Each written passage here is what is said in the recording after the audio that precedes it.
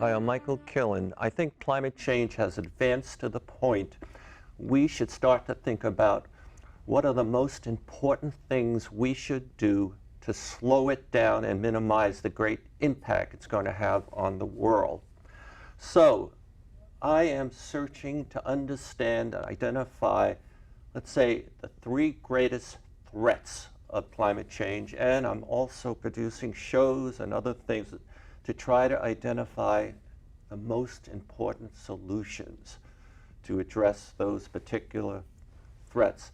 I've invited Dr. Steve Zornetzer to be a guest on this show.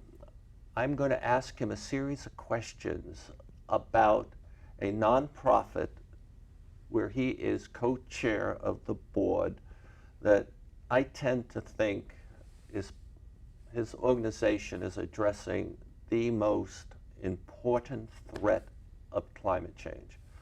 Steve, how are you, Michael?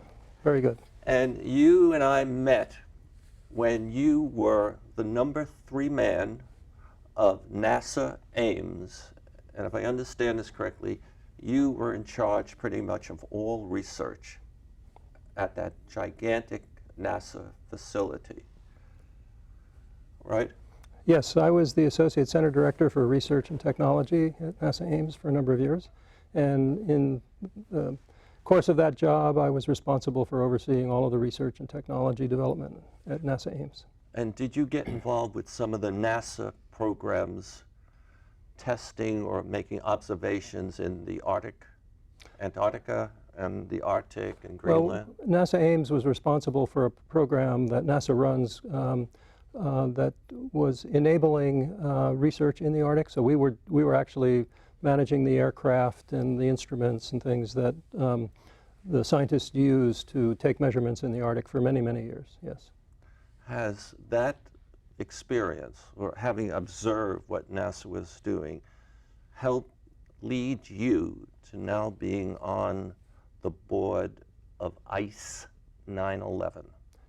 Well, indirectly, yes. When I retired from NASA a few years ago, I was looking around for interesting things to do, and I had remembered that I had heard a seminar many years before when I was still at NASA by a Dr. Leslie Field, and she was looking at the possibility of manipulating ice in such a way that she could increase the lifespan, the longevity of ice before it would melt.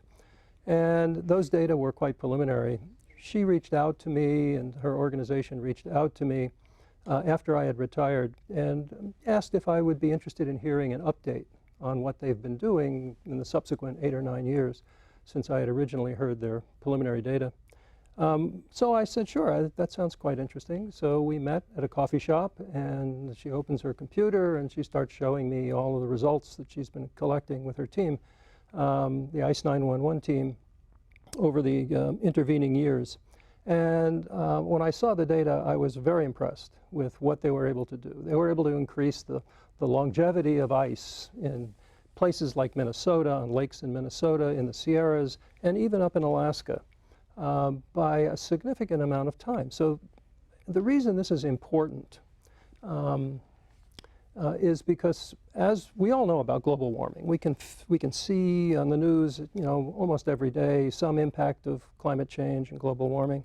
We can feel it ourselves at times. These fires, the wildfires the past few years in California, are another manifestation of global warming that impacts all of us. And impacts the planet. What most of us don't know is that the Arctic is warming twice as fast as the rest of the planet. And this has very serious amplification consequences for global warming in general. Can I interrupt you? Sure. I can sense where I am in Menlo Park, Silicon Valley, the climate is changing and warming. I can feel that. And now you're telling me that up in the Arctic, it's warming twice as fast? Twice as fast. The Arctic is extremely sensitive to global warming for the following reason. And that the scientists have given this a name. It's called Arctic amplification. The Arctic Ocean, which covers most of the area of the Arctic, above the Arctic Circle, if exposed to sunlight, when the sun shines 24/7 during the summertime, that dark Arctic Ocean water absorbs a huge amount of heat from the sun. For the last 700,000 years, the Arctic Ocean has never been exposed during the summer to sunlight because it's been covered with ice. Over the past 50 or 60 years, that ice is melting more and more in the summertime. As it melts, it exposes the dark Arctic Ocean waters beneath it. When those waters are exposed to the sunlight, remember 24 hours a day the sun is shining up there during the summer months, that Arctic Ocean water is absorbing 90% of that energy of the sun. When it's covered by ice, it's only absorbing about 6% of the energy from the sun. Well, because we're losing our heat shield, the planet is losing this heat shield in the Arctic. The shield is the ice. The ice. It's been there for 700,000 years, and and the Arctic Ocean waters have seen very little sunlight until the last 50 years. And actually, since 1979, 90%, this is an astounding number for the viewers, 90% of Arctic sea ice, the volume of Arctic sea ice, has been lost in just 40 years. Wait, 90%? Actually, it's 95%. 95% Yep. of the Arctic ice? Of the volume of ice. The volume. So the ice used to be, 50, 60 feet thick. 200 feet. 200 feet thick. Well, now every year, most of that is gone. And now there's very little multi-year ice left in the Arctic. And what you're seeing over the winter when it refreezes after the summer ends is you're seeing what's called seasonal ice, which is very thin. It's maybe 2 or 3 or 4 feet thick, not hundreds of feet thick. So we've lost that volume. The Arctic Ocean is absorbing a tremendous amount of energy. And something that most people don't know, we think about climate change as being the result of greenhouse gases, carbon dioxide, methane, other gases that trap heat in the atmosphere and warm the planet. It turns out that because of this Arctic amplification effect and the Arctic Ocean warming so quickly because the ice is melting, that now the amount of energy that's associated with global warming due to the absorption of the sun's energy by the Arctic Ocean, now that's contributing a total of 40% of the total global warming that's occurring. So 60% is still due to greenhouse gases, but 40% of that is due to the loss of ice and the increased absorption of energy by the dark Arctic Ocean and the land that's being exposed as well. Can I paraphrase you? Because this is new to me. So right now, 60% of what is causing greenhouse gas emissions is coming from us and other natural causes. No, 60% of all global warming is due to greenhouse gases, of which we're producing most of it. Okay. And the other 40% is coming from the melt of the ice, which has warmed the water up there. And now that the sun is hitting it many, many more hours a day, that's heating the water. So it's heating the water, and the water then heats the atmosphere above it. So the climate in the Arctic is warming. That's the Arctic amplification effect, and it's also, as the ice melts, there's called an ice albedo feedback loop. So albedo is a technical term that scientists like to use. Basically, it means reflectivity. So when you go out in the sunlight and you're wearing a dark sweater versus a white sweater or a white shirt, the white shirt will reflect much more of the sun's energy, and you'll feel cooler than if you were wearing a black shirt or a black sweater. Sure. So the same thing is true with ice in the Arctic. As the ice covers the Arctic Ocean, it's reflecting a very significant amount of the solar energy. And then all of a sudden the water becomes exposed, the water is dark, the water brings down the energy, absorbs the energy. It absorbs 94% of 90. it instead of just 6% when the energy that's absorbed when the ice is there. So, you know, I think after meeting you and thinking about the ice, I came to the conclusion, as you know, I'm not a scientist, but it seems to me the melting of the Antarctica, Greenland, the Arctic, and that melt and the impact it has on the weather, the impact it has on other aspects of, makes the melt of ice the greatest threat of climate change. And I don't know, you're a scientist, does that make sense? Well, I'd say it somewhat differently. I'd say the loss of ice is significantly accelerating climate change. And if we can find a way to prevent the rate of loss of ice, if we could cause ice to persist over the summer months and continue to reflect the sunlight as opposed to melt and expose the dark waters, then we have a significant chance of impacting the 40% of climate change, which is due to the warming of the Arctic. The other 60% is still a big problem, and we'll talk about that. But if we can move a lever, that 40% is a big lever on the total amount of climate change that's occurring. If we can slow that down, if we can cause ice to persist longer, and we'll get back to Dr. Leslie Field's contribution to this problem in a minute. But if we can do that, then that can have a tremendous effect on slowing down the rate of climate change. And we'll talk a little bit in a minute about why that's important. So let's go back to Leslie Field and what she did. She thought about this problem. She was a material scientist. She's got degrees from MIT and UC Berkeley. And one of her degrees was in material science. And she's patented a number of materials in the course of her career. And so she thought about this. Well, why is the ice melting so quickly?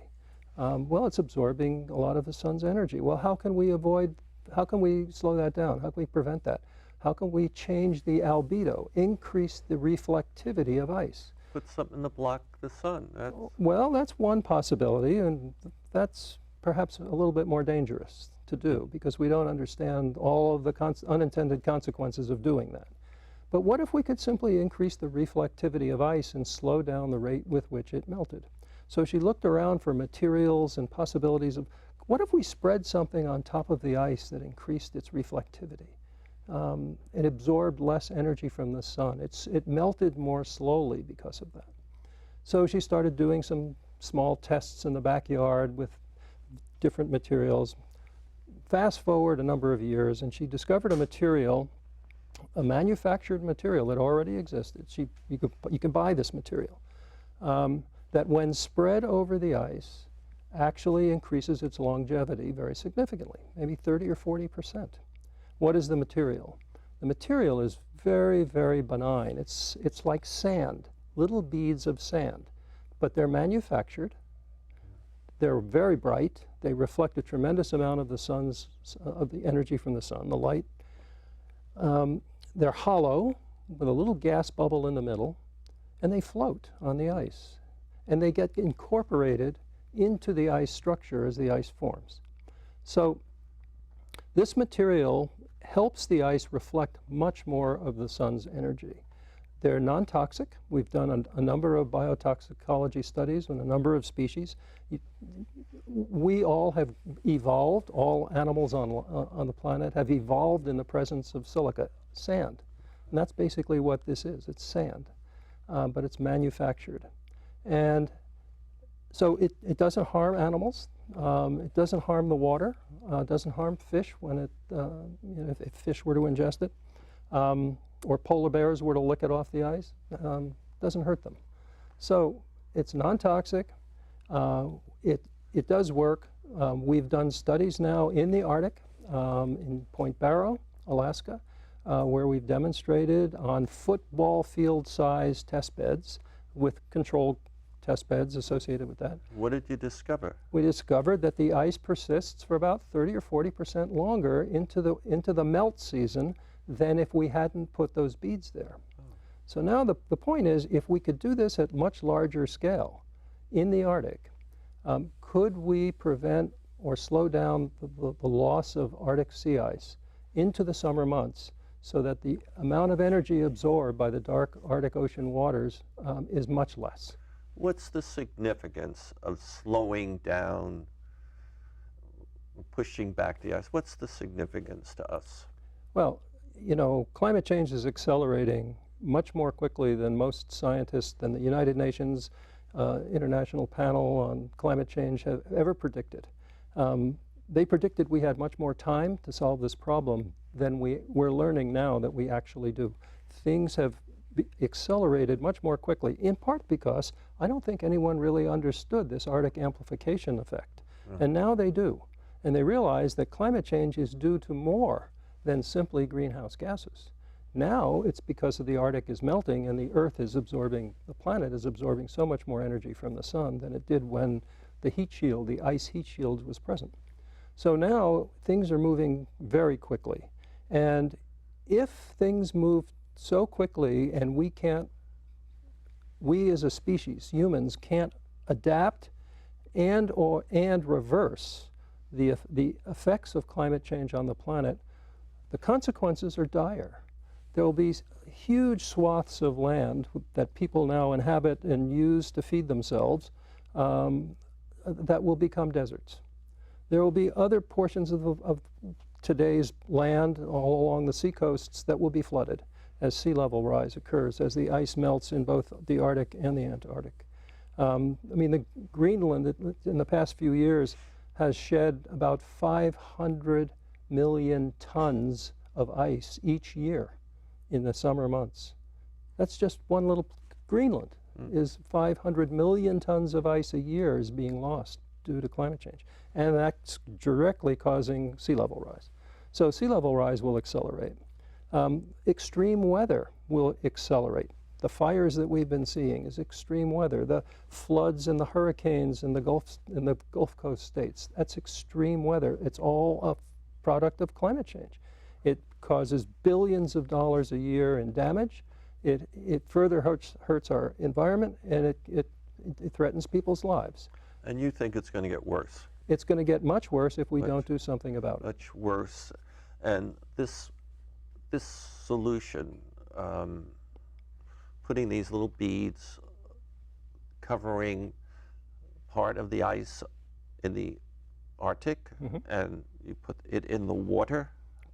So you don't put it on the water. It floats, so you could put it on the water. We think it's much better to put it on existing ice, for example, in the spring, just before the ice melts. If you coat that ice with these beads, it buys time for the ice to persist much longer into the summer. And if we can do this in critical places in the Arctic, and we've been working very closely with modelers and modeling and simulation activities, using supercomputers to model climate change as a result of our interventions. So you can, you can test various hypotheses using this modeling and simulation approach to say, well, if I did this, if I changed the albedo of ice by so much at certain periods of time, what effect would it have on the climate? And through the numerical computations that the supercomputers do, they can predict what the results would be. Sometimes they're right, sometimes they're not so right. It depends on the accuracy of the model. So you have access to supercomputers to do your modeling. At the same time, you've also done physical, real tests. Yes, both. And you've got results that the ice sort of recedes, or the melting stops, slow down. The melting is slowed down. So we actually use the data that we collect from field studies to inform the modeling. Sure. So we work hand in hand with the modelers. And we're also collaborating now with NASA as well. There's something called the NASA Earth Exchange that ICE 911 is part of, where we're actually using NASA supercomputers as well to help us with these calculations and trying to get collaborators around the world to work with us to extend the impact of our modeling. Now, I've read ICE 911, the nonprofit that you work with, has enough money to maintain a presence in the Arctic for 8, 10 years. Is that correct? No, I mean, we've struggled over the first, we were a startup, basically, and Leslie Field started this group a number of years ago. And so for any startup, it's a struggle with money. So the first years, everything was being done on a shoestring and, you know, homemade equipment and everything else. We're at a point now where we're really beginning to attract enough attention, bring in enough resources that we can be much more professional and large scale in our field study work in the Arctic. Let me tell you what our goal is. I mean, our goal, we will never, we ICE 9-1, will never solve this problem. What we want to do is demonstrate the effectiveness of our methodology at large enough scale so that places like the United Nations, the United States government, the US military, Arctic nations can look at our data, see our results at a smaller scale, and say, okay, we believe this is going to work, and now we, the United Nations, or we, the Arctic, you know, consortium of nations, will do this over, you know, 40% of the Arctic. Yeah. We'll do it at scale. That'll cost billions of dollars. But nations can do that.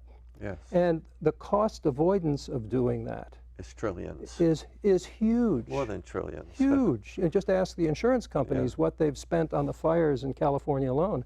It was $16 billion last year. That's just California, just for fires. And then there's the flooding from the hurricane. I mean, you know, coastal flooding.